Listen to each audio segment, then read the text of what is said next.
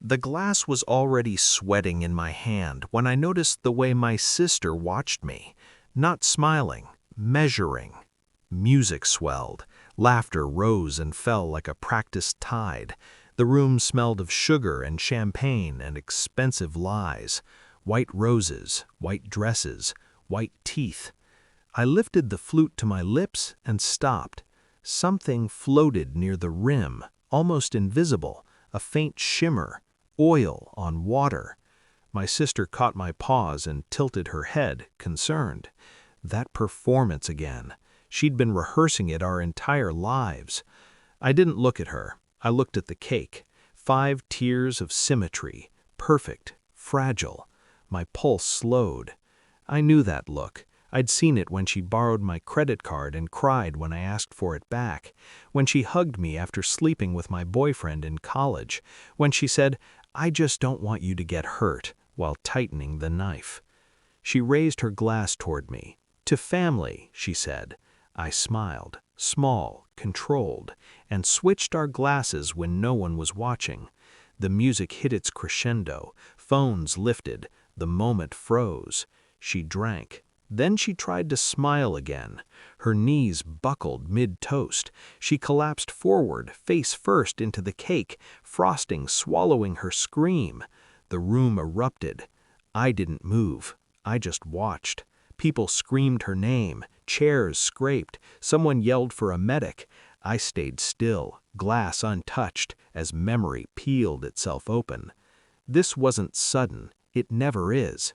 My sister had been sabotaging me quietly for years. Little edits to my life, small poisons. She flirted with my fiancé in ways that left no fingerprints. "Just joking," she'd say. She leaked doubts to my parents, whispered that I was unstable, selfish, hard to love. On the surface, she played the protector. Underneath, she kept score. I remembered the dress fittings, how she insisted on standing too close, the way she volunteered to hold my drink whenever I turned away, the text I'd seen on her phone by accident. She can't have everything.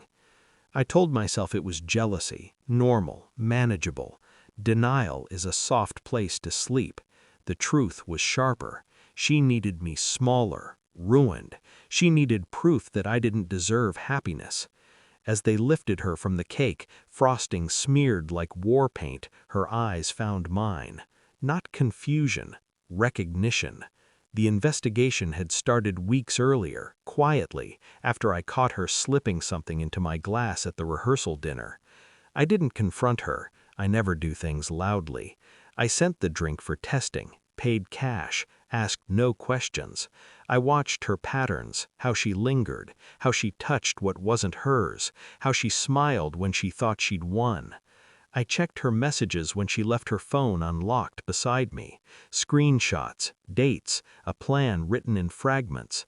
Enough to make her sick, not enough to kill her.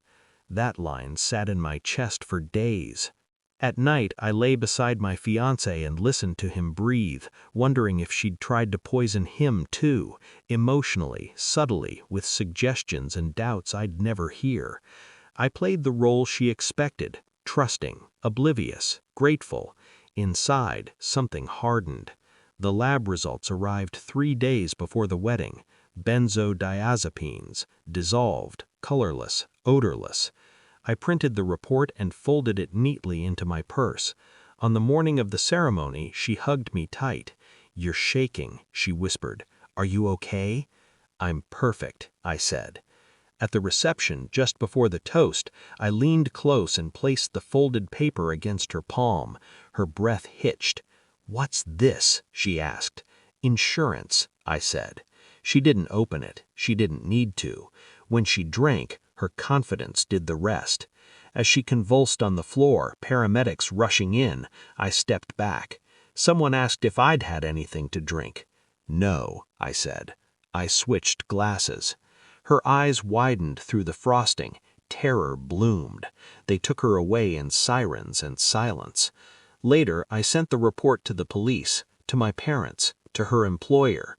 No speech, no explanation, just facts. Truth is devastating when delivered without malice. The wedding continued without her. I danced, I laughed, I cut into a new cake. People said I was strong. They were wrong. I was done. As I walked out that night, my phone buzzed with messages I didn't open. Some doors don't close, they lock, and I finally held the key.